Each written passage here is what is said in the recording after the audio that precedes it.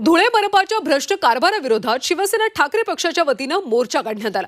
यावेळी भाजप सत्ताधाऱ्यांसह नेत्यांचं श्राद्ध घालून निषेध करण्यात आला। मनपामध्ये 1100 कोटींचा निधी आलाय, मात्र या योजनांमध्ये मोठ्या प्रमाणात भ्रष्टाचार झाल्याचा आरोप यावेळी संतप्त शिवसैनिकांनी केला। तसंच पालकमंत्री गिरीश महाजन यांच्यासह भाजपच्या नेत्यांच्या विरोधात देखील जोरदार घोषणाबाजी करण्यात आली।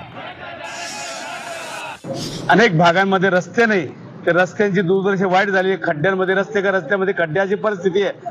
अनेक आंदोलनं शिवसेनेच्या माध्यमातून या महानगरामध्ये या प्रशासनाच्या विरोधात, या भाजपच्या विरोधात आमच्या सर्व पदाधिकाऱ्यांनी केले, परंतु कुठल्याच आंदोलनाची दखल घेतली गेली नाही। अनेक चौकशीची मागणी केली, तेही झालं नाही।